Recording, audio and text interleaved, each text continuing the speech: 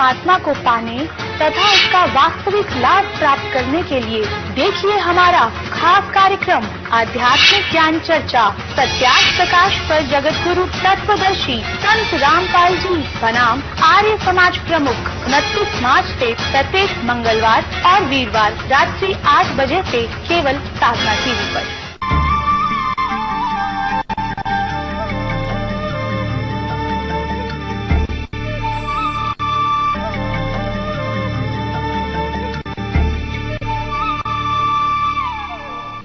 दंडवतम गोविंद गुरु बंधु अभिजन सोए, पहले भय परिणाम तिन नमो जो आगे होवे। स्वामी जी कहते हैं भगवान की भक्ति करने से पाप नाश नहीं होते। इसी के 163 पृष्ठ पे और क्लियर किया है इस विधान को कि परमात्मा पाप नाश नहीं कर सकता। ये देखो 163 पृष्ठ पे सप्तम समोल्लास में, प्रसन्न अपने भक्तों के पाप अक्षमा करता है वा नहीं, यानी पाप नाश करता है वा नहीं। उत्तर स्वामी जी का नहीं, क्योंकि जो पाप अक्षमा करे तो उसका न्याय नष्ट और सब मनुष्य महापापी हो जाएं, क्योंकि उनको पाप करने में उत्साह और निर्भयता हो। जैसे कोई राजा अपराधियों के पाप की अक्षमा करे तो वे अधिक अधिक अपराध करने लगे, और जो अपराध नहीं करता हुआ भी अपराध करने से न डरेगा। इसलिए सब कर्मों का यथावत फल देना ईश्वर का काम है, अक्षमा करना नहीं। ठीक। अब जैसे स्वामी दयानंद जी का विधान और अन्य जितने भी ऋषि और गुरु आपने पढ़ा सुना, इनका अपनी सोच है, क्योंकि इनके पास वो मंत्र साधना नहीं थी जिससे पाप नाश हो सकता, जो वेदों में प्रमाण है। अब स्वामी जी दयानंद जी कह रहे हैं कि उपासना भक्ति से, भगवान की भक्ति से, उपासना से पाप नहीं कट सकते, पाप नाश नहीं हो सकते। तो क्या ये ऋषि हो सकता है जो ऐसे विचार रखता है? जैसे कोई डॉक्टर से पूछे और उसने बहुत बड़ा बोर्ड ला रखा है भाई वैद्य का, उससे कोई मिलता है और कहता है, पूछता है क्या औषधि खाने से रोग नाश हो सकता है, और वो उत्तर देता है सामने वाला कि नहीं, औषधि खाने से रोग नहीं कट सकता। तो प्रश्न करता कहे फिर औषधि किस लिए खावा भाई जब रोग ना कटे? वो उत्तर देवे कि औषधि खाने से तू पहलवान बन जाएगा, रोग नहीं कटे। तो भाई क्या वो वैद्य है? होता कति डुप्लीकेट आदमी है, डुप्लीकेट, उसने पता ही नहीं कह खे का भी, ऐसी थ्योरी। और कोई ये कहे, बोर्ड लगा रखा है साबुन विक्रेता थोक का, और उससे कोई पूछे भाई साबुन का तू बड़ा जानकार है, क्या साबुन कपड़े का मैल छुड़ा देगा? और वो होगा नहीं, कपड़े का मैल नहीं छुड़ा सकता साबुन। तो वो फिर भाई साबुन का फायदा क्या? एक तरफ तक है साबुन का प्रयोग करना चाहिए, भगवान की उपासना करनी चाहिए, लेकिन साबुन मैल नहीं छुड़ावे और क्या करेगा? कपड़े को मजबूत बना देगा। ऐसा सिद्धांत, ऐसा विधान इस कथित महर्षि दयानंद का है। तो क्या ये महर्षि हो सकता है? परमात्मा के गुणों में लिखा है कि वो पाप नाश कर देता है। उन परमात्मा के गुण किस में लिखे हैं? वेदों में। अब आपको दिखाते हैं वेदों में 6 बार गवाही दी है। यजुर्वेद अध्याय नंबर 8 के श्लोक नंबर 13 में, मंत्र नंबर 13 में 6 बार कहा है कि पूर्ण परमात्मा परमेश्वर अपने भक्त के घोर पाप का विनाश कर देता है। अब देखिएगा यजुर्वेद, और स्वयं अनुवाद कर रहा है यो महर्षि, यो भांग पिया करता, इन्होंने व्रतों के लिखा है, हर के बोल रहा है। अब पहले ये दिखाता हूं आपको यजुर्वेद में।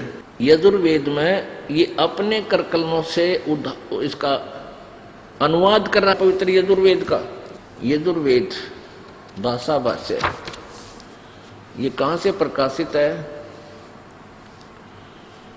प्रकाशक सार्वदेशिक आर्य प्रतिनिधि सभा 2/5 महर्षि दानंद भवन रामलीला मैदान नई दिल्ली से।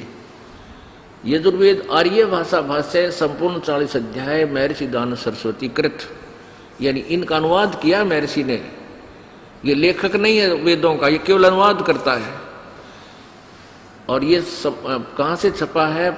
मुद्रक है Prince offset printers 1510 Pataudi house Daryaganj नई दिल्ली से। देखियो 8वां अध्याय और मंत्र नंबर 13, ये देखो 241 पृष्ठ पे,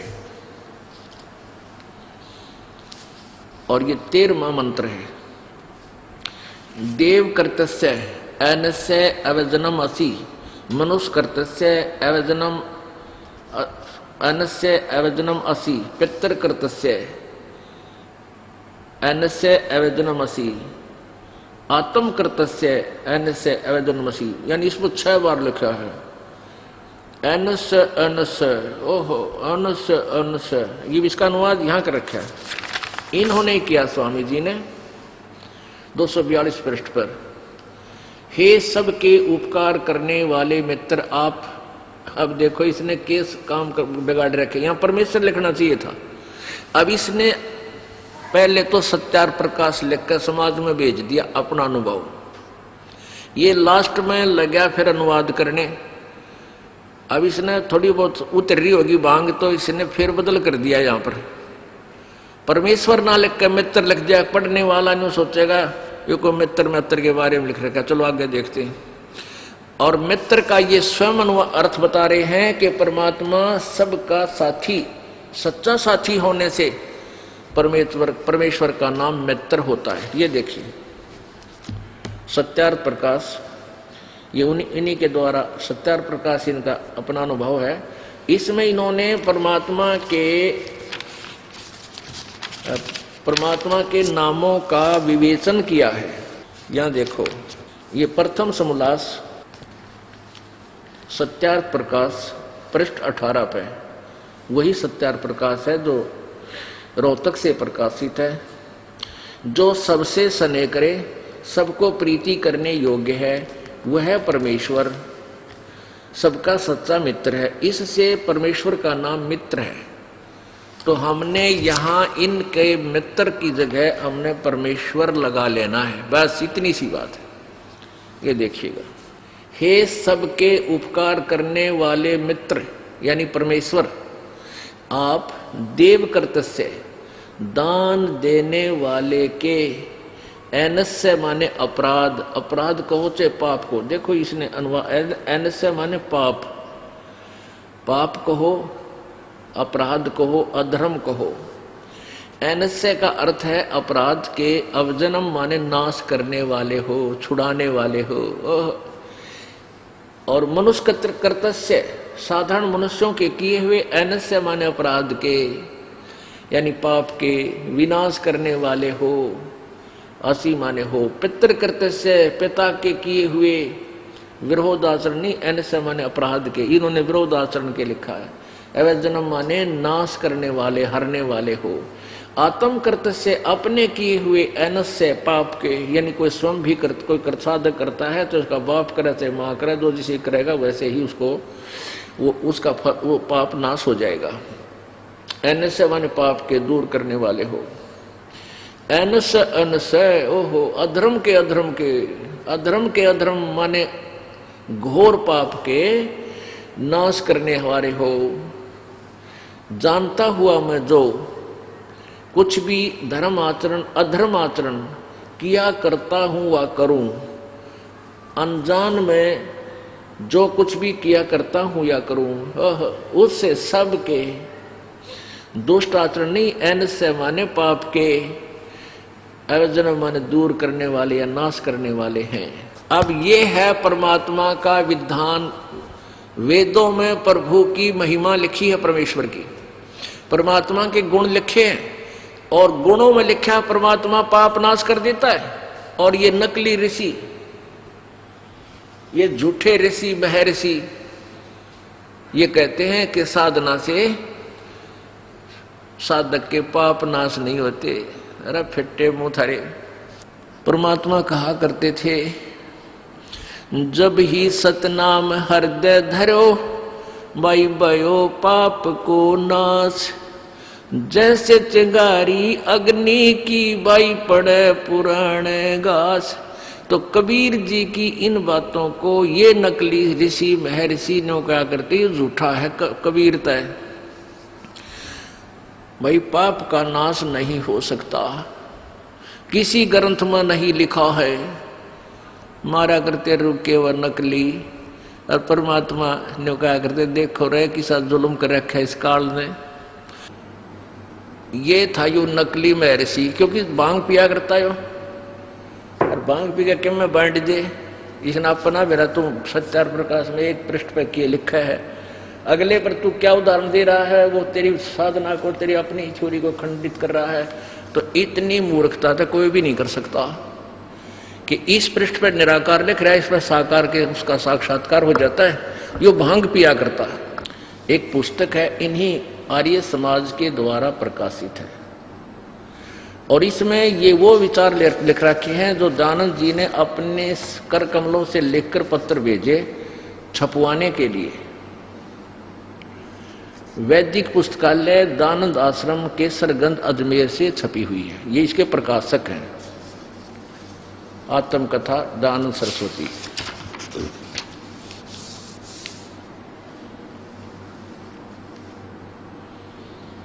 1999 में इसका प्रथम संस्करण छपा है केसरगंज से। अब देखना प्रश्न नंबर 22 पे देखो, आत्मकथा। तत्पश्चात जिस वस्तु की खोज में था उसके अर्थ आगे को चल दिया और आसूद सुदी 2 संवत 1913 यानी सन 1856, ये सन 1856 में तो भांग पिए पड़ा था। आगे देखो, को दुर्गा कुंड के मंदिर पर जो चांडाल गढ़ में है पहुंचा, वहां 10 दिन व्यतीत किए।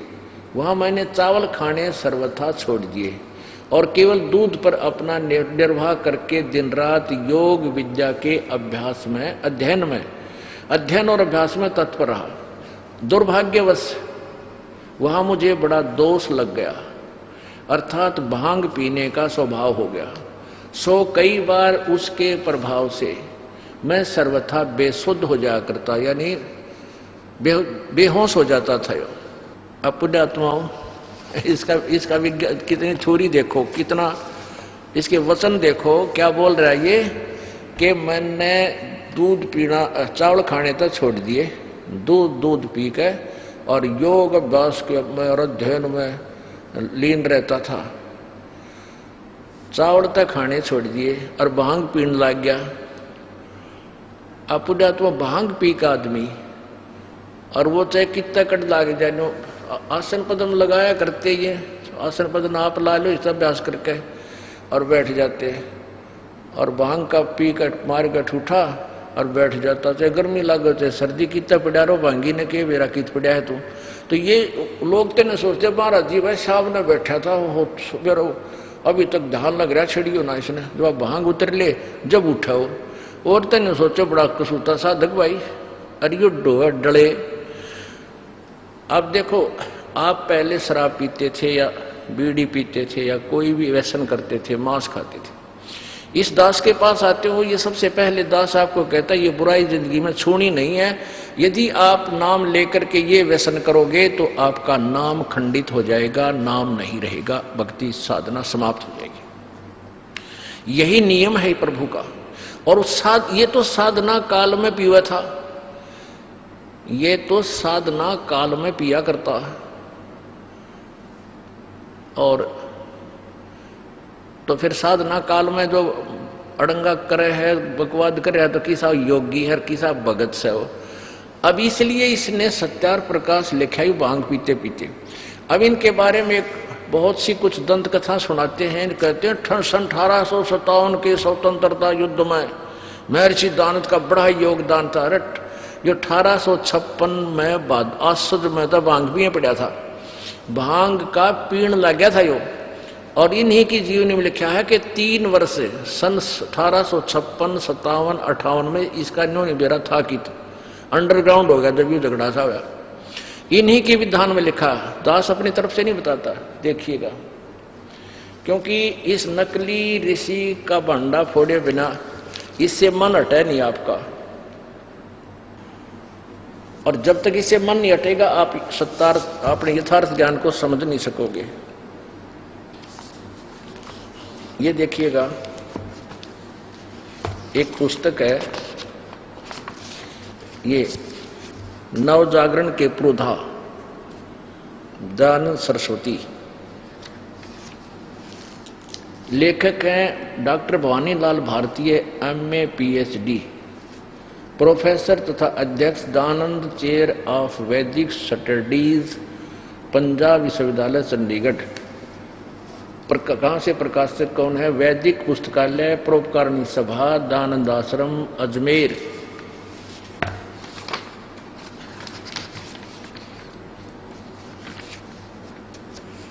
मुद्रक है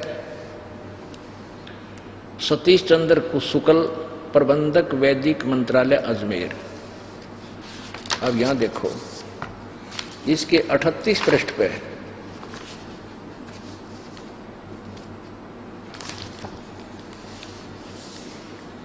गंगा नर्मदा के तट पर, गंगा और नर्मदा के तट पर नवजागरण के पुरोधा दयानंद सरस्वती, 38 पृष्ठ। सन 1856 के मई मास में वह नाना के घर कानपुर गया। ये 1856, 1913 का हो। और आगे 5 मास तक कानपुर इलाहाबाद के बीच ही चक्कर काटता रहा। फिर बनारस, मिर्जापुर, चुनार होकर मार्च 1857 में जब क्रांति की तैयारी लगभग पूरी हो चुकी थी और नाना साहेब के सैकड़ों संदेशवाहक साधुओं, फकीरों आदि के रूप में पूर्व, पश्चिम, उत्तर, दक्षिण देश के हर कोने में क्रांति के संदेश लेकर रवाना हुए, स्वयं नाना साहेब और आजिमुल्ला भी क्रांति प्रारंभ करने की तारीख निश्चित करके उनकी सारी तैयारी अपनी आंखों से देख लेने को तीर्थ यात्रा करने के लिए निकले। तब दयानंद की बनारस से मिर्जापुर, चुनार होकर नर्मदा स्रोतों के लिए दक्षिण की ओर निकल पड़ा। अपने प्रारंभिक जीवन का परिचय देने के लिए दयानंद की स्वलिखित जीवनी में यहाँ आकर एकाएक अंत हो जाता है। आगे 3 साल तक क्रांति युद्ध के दिनों में वह कहाँ रहा, क्या करता रहा, इसकी कोई विगत उसने कभी नहीं दी। यह कहना तो कठिन है कि क्रांति युद्ध का उस एक संगठन के प्रति उसका क्या रुख, क्या रहा होगा, उसने भी उसमें कोई भाग लिया या नहीं, तो भी उनकी जीवन घटनाओं की तिथियों का जो संक्षिप्त सा वर्णन ऊपर दिया गया, उससे यह बात तो स्पष्ट हो ही गई है सकती है कि क्रांति की तैयारियों आदि से उसे निकट परिचित करने का अवसर अवश्य मिला। यह बात मान लेना आसान नहीं है कि दयानंद के सदृश भावना प्रवण और चेतनावान हृदय और मस्तिष्क का युवक उसके प्रभाव से अछूता बचा रहा हो और उस युद्ध की सफलता विफलता की उस पर कोई प्रतिक्रिया न हुई। अतः उसकी उन 3 वर्षों के बारे में यह चुप्पी भी कम अर्थ भरी प्रतीत नहीं होती। अब यहाँ लेखक लिपापोती तो कर रहा है कि देख इतनी बड़ी क्रांति थी, रहस्य था, ये तो हो ही नहीं सकता कि दयानंद न पता ना हो, पर यह भी कम अर्थ नहीं रखती को 3 साल रहा कित 57, 58, 59 तक ये छुप गया, यो अंडा धक्के खांदा बड़ा भांग पिए पड़ा और यो बना रखा स्वतंत्रता सेनानी और तरह के भैया। अब आपको महर्षि दयानंद सरस्वती आर्य समाज प्रवर्तक के जीवन चरित्र को पढ़कर सुनाते हैं, आपके रूबरू करते हैं। ये देखिएगा जीवन चरित्र श्रीमद दयानंद प्रकाश, लेखक स्वामी सत्यानंद, प्रकाशक सर्वदेशी आर्य प्रतिनिधि सभा 3/5 महर्षि सिद्धांत भवन रामलीला मैदान 2। यहाँ पर भी यही लिखा है प्रकाशक, और ये 2002 में छपी है। मुद्रक है Prince offset Pataudi house, Daryaganj नई दिल्ली 2, दूरभाष ये है उसका। अब इसमें दिखाते हैं कि प्रथम सर्ग, पहला सर्ग है ये। इसके 2 पृष्ठ पे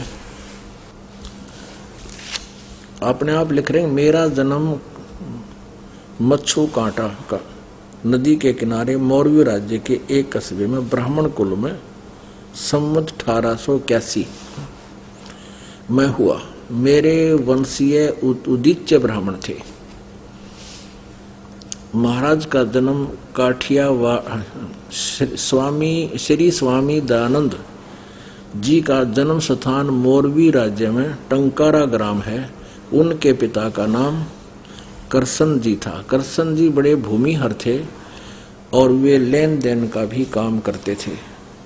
करसन जी के ज्येष्ठ पुत्र दयानंद का नाम मूल जी था। जन्म का नाम इनका मूल जी था। अच्छा आगे देखो, प्रश्न नंबर 4 पर है।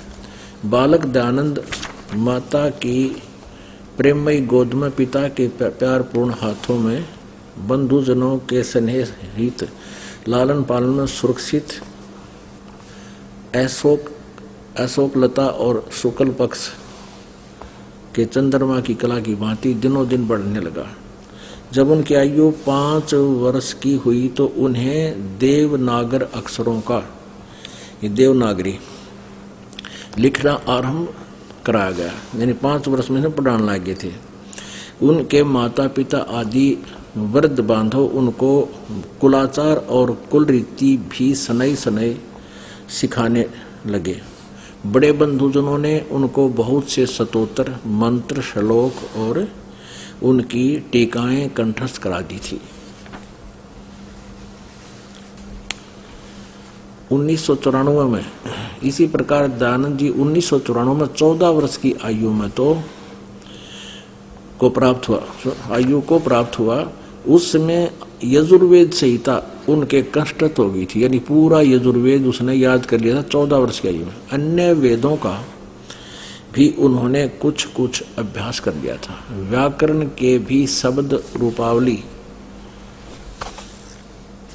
आदि छोटे छोटे ग्रंथ पिताजी से पढ़ लिए थे। ठीक, पुण्यात्माओं, ये दयानंद सरस्वती जी का जीवन चरित्र आपको पढ़ा रहे हैं। 5 वर्ष की आयु में न पढ़ाने लगे, क्योंकि ब्राह्मण थे। ब्राह्मणों में ये वेद पढ़ा करते, पहले संस्कृत भाषा वही जानते थे। और स्वामी जी को बचपन से ही रोजाना जैसे वो पढ़ क्रम करते थे, सारा उसको अभ्यास करा दिया। तो 14 वर्ष की आयु में यजुर्वेद गोट लिया, संस्कृत में धारावाहिक बोलने लग गया, अन्य वेदों को भी गोट लिया। तो ये संस्कृत भाषा ही उस समय एक पहाड़ था, और आम व्यक्ति संस्कृत भाषा नहीं पढ़ सकता था। केवल ब्राह्मणों को ही संस्कृत भाषा पढ़ने का जो है ना आदेश था, और दूसरे नहीं पढ़ सकते थे। तो जिस कारण से एक बच्चा संस्कृत बचपन से पढ़ने लगा तो उसकी तो फिर अपने आप जुबान खुल जाती है, वो संस्कृत ही बोलता था। इससे उसकी प्रभुता इतनी बन गई कि बड़ा महान पुरुष है। आगे देखो, स्वामी जी कहते हैं, ये श्रीमद दयानंद प्रकाश 9 पृष्ठ पे, संवत 1896 विक्रमी में जब वे 16 वर्ष के को अतिवाहित कर रहे थे, उनको 14 वर्षीय छोटी भगिनी को विसूचिका हो गई। जब वो 16वें वर्ष में आए तो 14 वर्ष की उसकी बहन थी भगिनी, उसके हैजा हो गया। हाय हाय। और 4 घंटे के भीतर ही भाई बहनों के स्नेहलता सदा के लिए सूख गई। माता पिता की प्रिय पुत्री के प्राण पखेरु उड़ गए। आगे देखो, उस समय तक दयानंद दानंद ही था जो मृता भगनी के सैया के समीपवर्ती दीवाल से लगा हुआ अश्रु विहीन नेत्रों से के भांति पड़ने दो। आगे नेत्रों से आंसुविहीन नेत्रों से, यहाँ देखो आगे। चुपचाप प्यारी बहन के शव को एकटक देख रहा था। फिर उसका चाचा मर गया। वो क्या कहने लगा, मेरी बहन की तरह सभी लोग एक एक करके अवश्यमेव विकराल काल के गाल में ग्रास बनेंगे।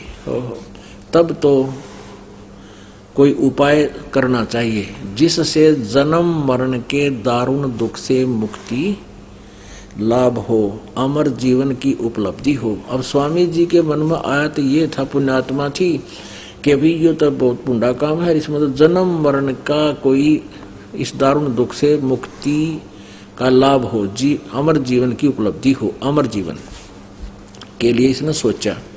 फिर चाचा की मृत्यु होगी।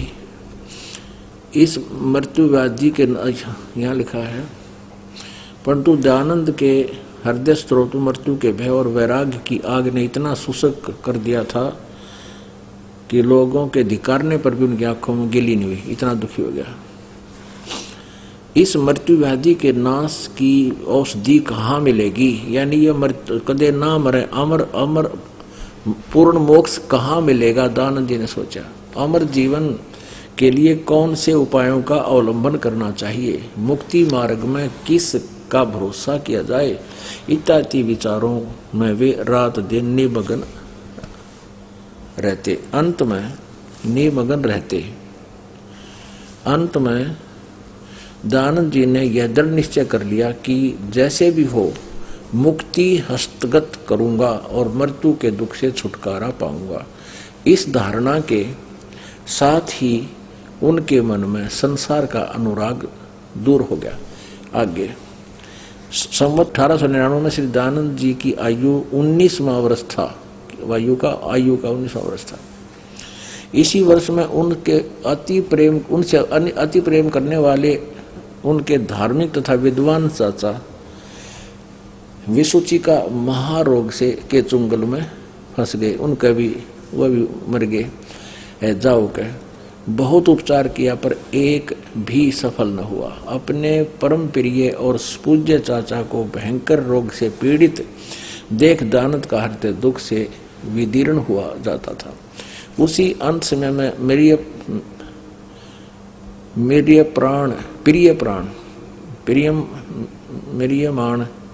मेरियमान चाचा ने अपने भतीजे दयानंद को समीप बुलाकर बैठने का संकेत दिया। ये उसकी मृत्यु होगी। उन्होंने देखा कि संपूर्ण दृश्य संसार असार है।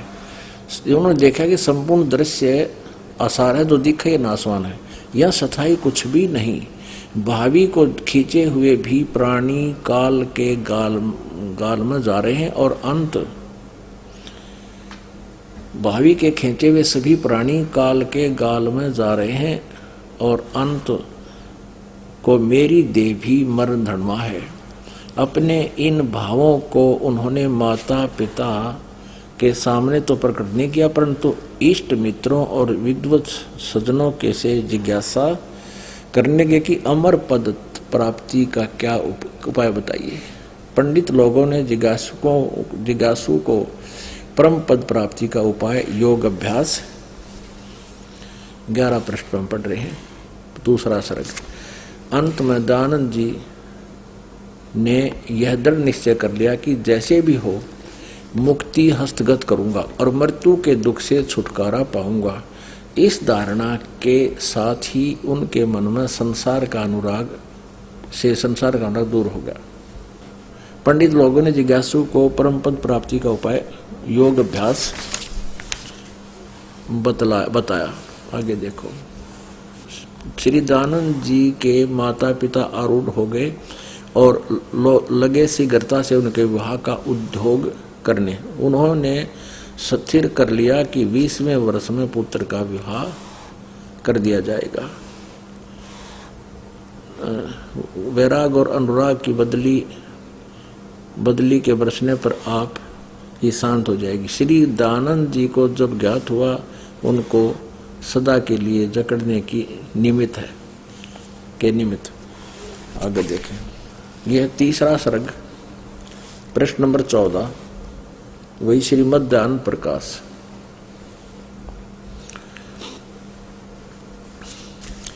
वह 1902 का संवत था। उनकी आयु 22 वर्ष की हो चुकी थी। एक दिन साय समय उनका मन संबंधियों के मोह ममता से उठ गया। अनुराग रज्जु आजन्म के लिए टूट गया। उन्होंने यह कहते हुए फिर लौटकर घर न आऊंगा, वे चुपचाप एकाएक समृद्ध घर से चल निकले। पुण्यात्मा, आप जी महर्षि दयानंद सरस्वती आर्य समाज प्रवर्तक के जीवन चरित्र को पढ़ रहे हैं। अब ये पुण्यात्मा पिछले पुण्य कर्मों के कारण इतना प्रभावित हो गया, 2 मृत्यु लगातार देख के, कि इस संसार में कुछ भी नहीं है, ये सब आसार है और जन्म मृत्यु के रोग से छुटकारा पाऊंगा। कोई ऐसी साधना करूंगा जिसमें कभी मेरा जन्म मृत्यु ना हो, पूर्ण मोक्ष प्राप्त हो, अमर जीवन प्राप्त हो। अब ये निकला था घर से न्यू था कि मैं कोई अच्छा उपदेशक मिलेगा, संत मिलेगा, उससे साधना ठीक करके अमर हो जाऊंगा। अमर का अर्थ होता है जो कभी भी जन्म मृत्यु से सदा के लिए छूट जाए, यानी एक ऊपर सतलोक है जहां से हम सभी आए। जो पूरे संत से सच्ची साधना करके यहाँ से निकल जाता है, उसका कभी जन्म नहीं होता, फिर लौटकर संसार में नहीं आता। और ये कहते हैं कि वहाँ परमात्मा में लीन हो जाते हैं जैसे समुद्र बुद्ध में। ऐसा नहीं, ये गलत सिद्धांत है। वहाँ भी सृष्टि है, वहाँ फिर कभी मृत्यु नहीं होती, वहाँ सदा रहती। इसका उद्देश्य तो ये था। लेकिन इसने जितने भी संत ऋषि मिले, गुरु मिले, वो सारे अज्ञानी थे, वेद ज्ञानहीन थे, आध्यात्मिक ज्ञान से परिचित नहीं थे। तो 13 गुरु बनाए इस जिज्ञासु ने, और उनसे प्राप्त खचड़े ज्ञान को फिर आप उपदेश करने लग गया। और उसी खचड़े उस कंक, कहीं का ईंट कंक, कहीं के रोड़े ज्ञान के आधार से सत्यार प्रकाश की रचना करके समाज में प्रवेश कर दिया। अब देखिएगा इसने कितने गुरु बनाए। ये तीसरा सर्ग 16 पृष्ठ पे, ये प्रथम गुरु है। पर्यटन करते हुए दयानंद जी ने लोगों से सुना कि सायले नामक ग्राम में एक विचारवान व्यक्ति लाला भक्त रहता है। वहाँ अन्य भी अनेक रहते हैं। इस जिज्ञासा की संभव है यहाँ कोई मुक्ति का मार्ग जानने वाला मिल जाए। वे वहाँ पहुँचे। इस ग्राम में उन्हें एक ब्रह्मचारी मिले। उन्होंने प्रेरणा की कि तुम नैष्ठिक ब्रह्मचारी बन जाओ।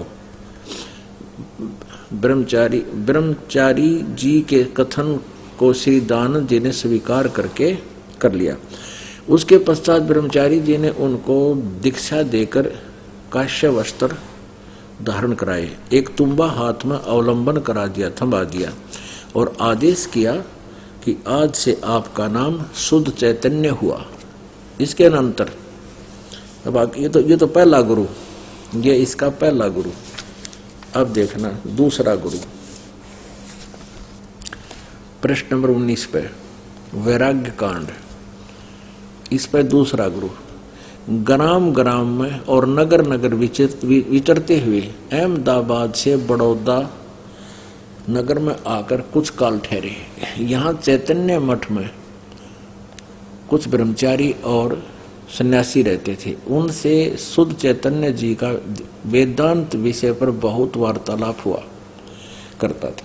वहाँ रहने वालों में ब्रह्मानंद जी आदि ब्रह्मचारी और सन्यासी लोग वेदांत में बहुत घुटे हुए थे। उन्होंने अपनी कोटियों और पंक्तियों को सुनाकर शुद्ध चैतन्य जी को पक्का वेदांती बना दिया। यद्यपि पहले वेदांत शास्त्र के अध्ययन काल में उनका विचार उस ओर कुछ झुक गया था, परंतु मठ में तो उन पर ऐसा रंग चढ़ गया कि वे स्वात्मा से, ये 20 पृष्ठ पर, भिन्न उसको मिथ्या मानने लगे और उन्होंने अपने आप को ब्रह्म कहना प्रारंभ कर दिया। श्री शुद्ध चैतन्य जी ने यद्यपि अहम ब्रह्मास्मि इस वाक्य को अपने ऊपर घटा लिया था, परंतु इसे उनका उन्नतिशील अंतःकरण में जो जिज्ञासा की ज्योति जग रही थी वह वेदांत की फिकाओं से शांत नहीं हुई। फिर कहाँ गए? अब ये देखो तीसरा गुरु। उसी प्रकार अमर जीवन की जड़ी को जानने के आदर्श भूत जिज्ञासु श्री शुद्ध चैतन्य जी का चाणोद कनीली में जा विराजे। उन्होंने वहां श्री चिदाश्रम आदि सच्चे विद्वान सन्यासियों की भेंट प्राप्त की। कई सुयोग्य पंडित ब्रह्मचारियों का भी मिलाप उपलब्ध किया और वे अनेक शास्त्रीय परमार्थी विषयों पर वार्तालाप करके ज्ञान गोष्ठी का सुख अनुभव करते रहे। वहीं एक परमानंद नाम के परम हंस विराजते थे, जो श्री शुद्ध चैतन्य जी ने उनके पास अध्ययन करना प्रारंभ कर दिया। ये चौथा गुरु। ये तीसरा था श्री चिदाश्रम और चौथा गुरु फिर परमानंद। और कई मास तक अध्ययन से उन्होंने वेदांतर आर्य हरिमिड्डे तोटक आर्य हरिहर तोटक और वेदांत परिभाषा प्रमुख ग्रंथ पढ़े। ये 21 पृष्ठ पर पढ़ेंगे। वैराग्य कांड चौथा सर्ग। शुद्ध चैतन्य जी ने नर्मदा तट पर 1.5 वर्ष व्यतीत किया। इस समय उनकी आयु 24 वर्ष 2 मास हो गई थी। एक दिन श्री शुद्ध चैतन्य जी ने किसी से सुना कि चाणोद से 1.5 कोस के अंतर पर जंगल में एक दक्षिणात्य दंडी स्वामी आकर विराजे हैं। दंडी जी का शुभ नाम पूर्णानंद सरस्वती था। तब उन्होंने अपने मित्र पंडित जी को संकेत किया कि दंडी जी के सम्मुख उनके सन्यास का प्रस्ताव रखो। दानंद ने किसी और से कहा कि मेरा प्रस्ताव रखो। यह प्रार्थना सुनकर उक्त स्वामी जी ने शुद्ध चैतन्य जी की भरपूर युवावस्था के कारण उन्हें सन्यास देने से एक बार तो मना हटा लिया, पर पंडित जी के अधिक आग्रह से सन्यास की अनुमति देते हुए यह कहा कि यदि वे पूर्ण वैराग्यवान है तो किसी गुजराती सन्यासी से दीक्षा लें। हम तो महाराष्ट्री हैं। पंडित जी बोले, वो दूसरा जो दानंद जी का समर्थन कर रहा था, उसका प्रस्ताव रख रहा था। महाराज जी दक्षिणी सन्यासी गौड़ों को जो 5 द्राविड़ियों से बाहर हैं सन्यास दे देते हो, आप इसे सन्यास क्यों नहीं देते? यह गुर्जर ब्राह्मण है और यहाँ आप जानते हो कि गुर्जर पंच द्राविड़ों में गिने जाते। पंडित जी की अंतिम युक्ति से दंडी जी ने सन्यास देना स्वीकार कर लिया और अति प्रसन्नता प्रकाशित करते हुए श्री शुद्ध चैतन्य मुमुक्षु को व्रत उपास और जाप आदि क्रियानुष्ठान करने का वो आदेश दिया। फिर क्या बताया? ये हो 5वां गुरु चल रहा है।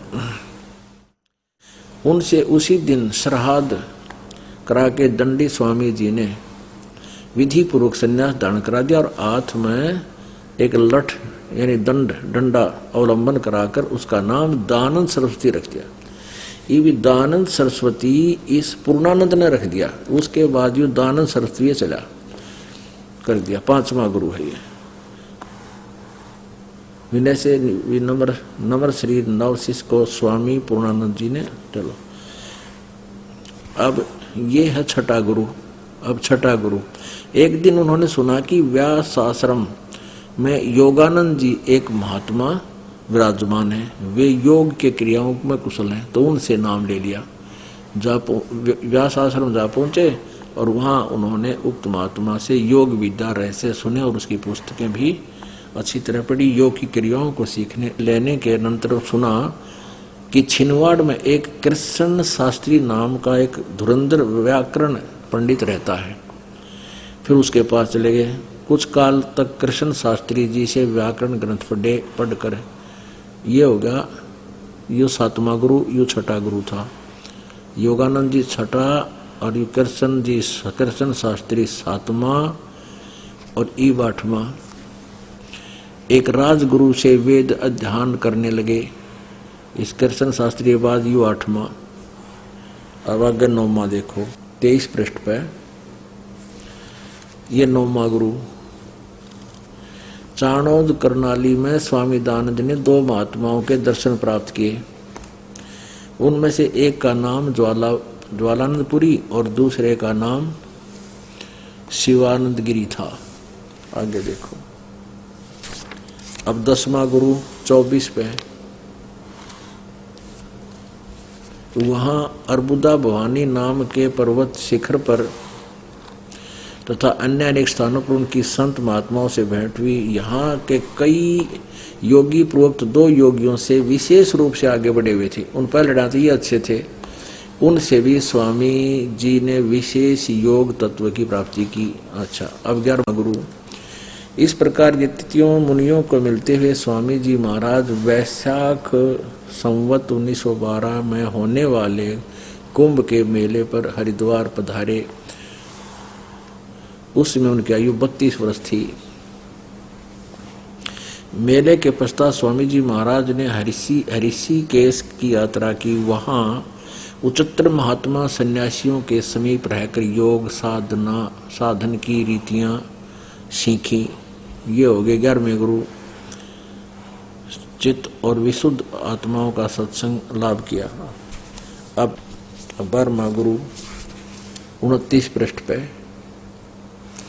ये 12वां गुरु, ये वही है वैराग कांड 5वां सर्ग। और 12वां गुरु जोशी मठ में संन्यास आश्रम की 4थी श्रेणी के बहुत से सच्चे महात्मा महाराष्ट्र सन्यासी वास करते थे। श्री स्वामी जी ने भी उनके समीप अपना निवास नियत किया। वहां उन्हें कई योगी जन सत्संग के लिए मिल गए। स्वामी जी ने उनसे कई नवीन भेद भी प्राप्त किए और साथ ही विद्वान साधु संतों के परमार्थ विषयक वार्तालाप करते रहे। आप पढ़ रहे हो महर्षि दानव सरस्वती कृत का जो जीवन चरित्र है उसमें। अब ये पुण्यात्मा घर से निकला था परमात्मा पाने की तलाश में, अमर जीवन प्राप्त करने की, मोक्ष प्राप्त करने के लिए। और इसको मिले ये सारे अज्ञानी ब्राह्मण अविद्वान, और जिनको विद्वान जानकर इसने सबसे अब अपना जितना इसके पास रोड कूड़ा करकट था, ज्ञान अज्ञान था, वो सारा भर दिया। और फिर आगे ये 13वें गुरु कौन थे? विरजानंद जी, जो आंखों से अंधे थे, बचपन से नेत्रहीन हो गए थे चेचक के कारण। उनसे इन्होंने 13वां गुरु बनाया। वही इनका अंतिम गुरु और माना जाता है, फाइनल गुरु माना जाता है। और वो विष्णु जी के उपासक थे, दंडी स्वामी थे। और ये जो है ये शंकराचार्य वाली परंपरा से ये दंडी स्वामी थे और विष्णु जी के उपासक थे। ये इनके अंतिम गुरु थे। अब देखना इसके विषय में। ये वही दानंद प्रकाश, श्रीमद् दानंद प्रकाश। और अब इसके हम पहुंच गए हैं 39 पृष्ठ पर। यह आपने देख लिया। फिर विरजानंद जी के पास पहुंच गए वो। ये है वैराग कांड और 6ठा सर्ग। इतने में स्वामी जी विरजानंद जी का विमल यश सुनकर, ये 13वें गुरु हैं, विशेष ज्ञान की जिज्ञासा से मथुरा जा पहुंचे। अब उस विरजानंद जी का जीवनी है 7वां सर्ग। स्वामी जी श्री विरजानंद जी का जन्म स्थान पंजाब प्रांत अंतर्गत करतारपुर के समीपवर्ती कोई ग्राम विशेष था। जब विरजानंद जी 5 वर्ष के हुए तो उन पर शीतला रोग का घोर आक्रमण हुआ। जीवन तो उनका बचा रहा, परंतु इस रोग से वे चक्षुहीन हो गए, अंधे हो गए, नेत्रहीन हो गए। एक दिन का वर्णन है कि सौरों के गंगा स्नान करके विरजानंद जी विष्णु स्तोत्र की आवर्ती कर रहे थे, बार बार विष्णु स्तोत्र पढ़ रहे थे।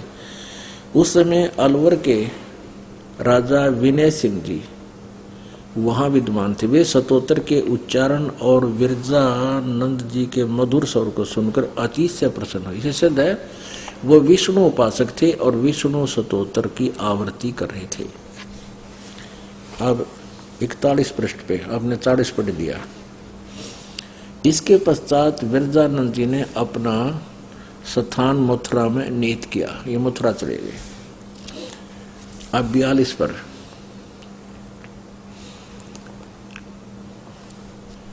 विरजानंद एक स्पष्ट वक्ता, निष्कपट स्वभाव और सरल वृत्ति साधु थे। वे ज्ञान ध्यान में निमग्न रहने वाले अभ्यासियों और उत्तम कोटि के दंडी स्वामी थे। रहने वाले ये दंडी स्वामी थे, वही शंकराचार्य के परंपरा से।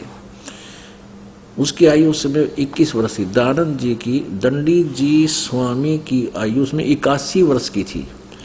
संवत 1914 में 1857 में भारी सैनिक हलचल प्राय शांत हो गई थी।